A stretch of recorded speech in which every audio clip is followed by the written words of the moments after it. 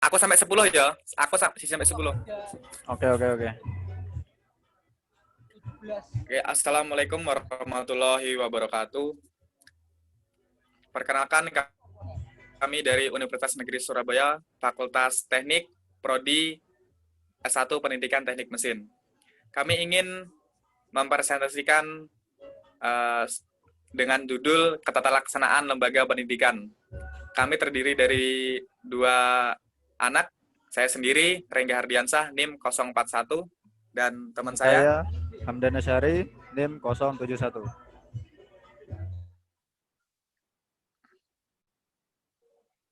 Oke, selanjutnya next, Mas.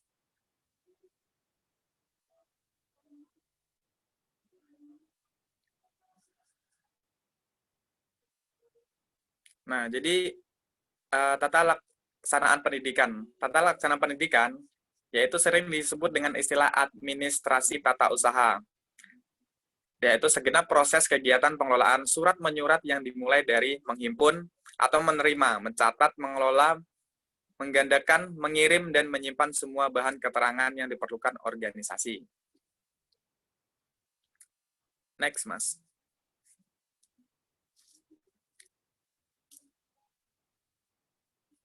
Nah, di sini juga ada landasan hukumnya, landasan hukum tata laksanaan lembaga pendidikan, yaitu yang pertama ada di Undang-Undang Nomor 25 Tahun 2000 tentang Program Pembangunan Nasional pada tahun 2000 sampai 2004 pada bab 7 tentang bagian program pembangunan bidang pendidikan, yaitu khususnya sasaran terwujudnya manajemen pendidikan yang berbasis pada sekolah dan masyarakat. Selanjutnya ada pada Kepmendiknas nomor 087 tahun 2004 tentang standar akreditasi sekolah, yaitu khususnya tentang manajemen berbasis sekolah. Ada juga tentang peraturan pemerintah nomor 19 tahun 2005 tentang standar nasional pendidikan, khususnya standar pengelolaan sekolah yaitu manajemen berbasis sekolah.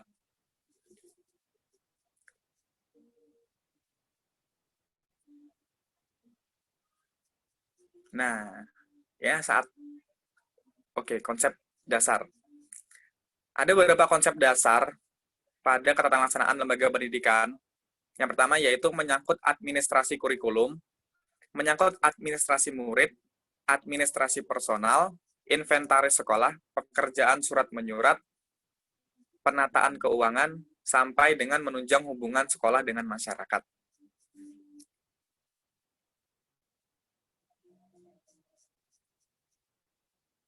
Next, Mas. Ada juga fungsi keterlaksanaan lembaga pendidikan. Di sini kita mengambil 7 poin fungsinya. Apa sih? Yang pertama yaitu memperlancar pencapaian tujuan pengajaran, memperlancar kegiatan pencatatan siswa dari proses penerimaan hingga murid tersebut keluar dari sekolah, memperlancar proses penataan tenaga kerja untuk lembaga secara efisien, memperlancar proses penataan, pengadaan, pendayagunaan, dan pengelolaan sarana pendidikan, memperlancar proses pengelola surat menyurat, memperlancar proses penataan keuangan, dan yang terakhir, memperlancar hubungan sekolah dengan masyarakat. Nah, itu tadi adalah 7 poin fungsi keterlaksanaan lembaga pendidikan.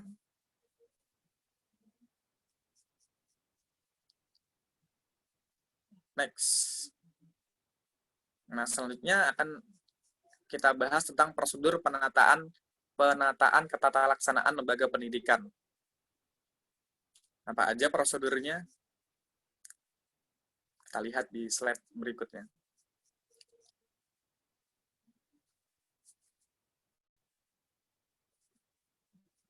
Nah, prosedurnya, surat dinas sekolah dan buku agenda. Seperti halnya semua surat menyurat yang dilakukan dalam rangka kepentingan kehidupan dan realisasi program sekolah disebut surat dinas.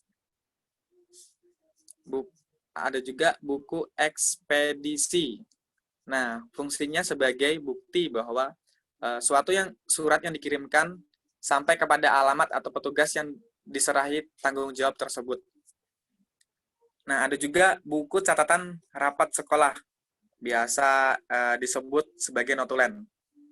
Nah, ini catatan sebagai catatan sebuah proses hasil atau keputusan yang diambil pada saat rapat sekolah tersebut.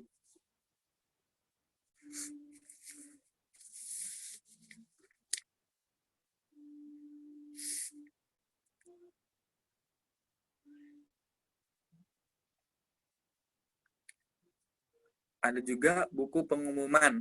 Nah, buku ini berasal dari kepala sekolah. Maksudnya apa? Maksudnya itu sebagai media informasi yang ditunjukkan kepada guru.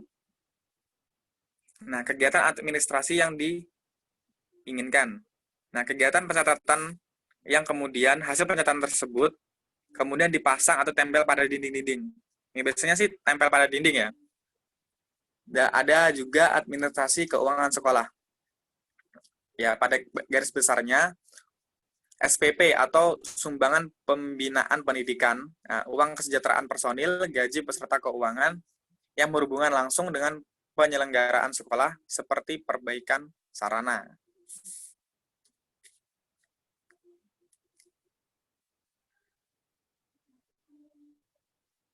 Nah, ini adalah contoh dari buku pengumuman. Ya, ada di tabelnya ya, ada nomor, tanggal, isi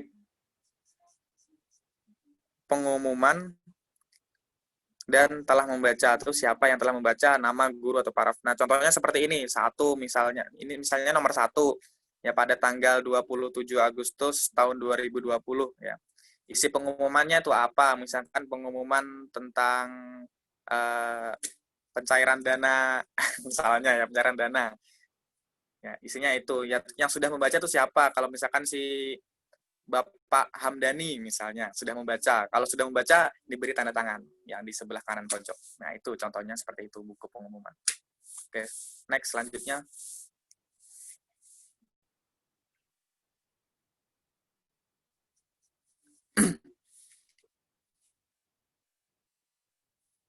Nah, sistem informasi manajemen atau disingkat menjadi SIM pada lembaga pendidikan.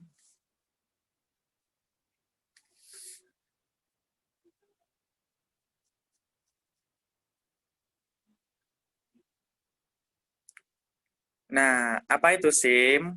Nah, selanjutnya akan dijelaskan oleh Mas Hamdan. Oke, waktu dan tempat, persilahkan.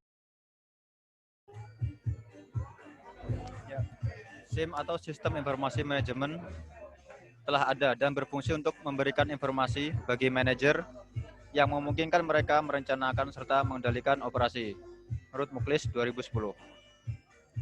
Sistem Informasi Manajemen Pendidikan yaitu memberikan informasi bagi manajer dalam merencanakan serta mengendalikan operasi dalam ruang lingkup di pendidikan. Ada juga unsur-unsur SIM berbasis komputer. Yang pertama ada software, brandware, dan hardware. Nah, software ini adalah sebuah perangkat lunak. Serta brandware adalah otak dari perangkat itu. Dan hardware adalah perangkat keras. Perangkat lunak contohnya seperti aplikasi untuk membantu bekerjanya SIM ini yang berbasis komputer. Hardware seperti perangkat kerasnya yaitu contohnya seperti laptop atau handphone. Selanjutnya, ada teknologi informasi. Banyak berperan dalam bidang-bidang, antara lain untuk bidang pendidikan atau education. Di bidang pendidikan ini, teknologi informasi banyak digunakan. Biasanya untuk mencari-cari soal, atau juga untuk mempermudah dalam administrasi sekolah. Selanjutnya ada pada bidang pemerintahan atau government. Pada bidang pemerintahan ini biasa juga banyak digunakan. Pada bidang keuangan dan perbankan, ini biasa digunakan teknologi informasi berupa adminnya. Selanjutnya ada mekanisme kerja SIM berbasis komputer. Yang pertama ada instruksi dan prosedur. Instruksi dan prosedur ini biasanya dilakukan pada tahap awal. Setelah manajemen melakukan instruksi dan prosedur, kita dapat mengolah data. Pengolahan data ini terbagi menjadi ada yang pertama input data dan juga output laporan. Semua masuk di dalam pengolahan data. Dan juga ada catatan dan arsip. Ini juga masuk ke dalam pengolahan data. Selanjutnya implementasi SIM berbasis komputer dalam pendidikan. Implementasi sistem informasi akademik, SIAKAD, biasa banyak digunakan di perguruan tinggi. Implementasi sistem informasi keuangan, SIKO, ini bisa digunakan di bank. Implementasi sistem informasi kepegawaian atau SIKAP. Kalau kepegawaian banyak digunakan di bidang pemerintahan atau PNS. Sistem basis data, implementasi WAN dan LAN.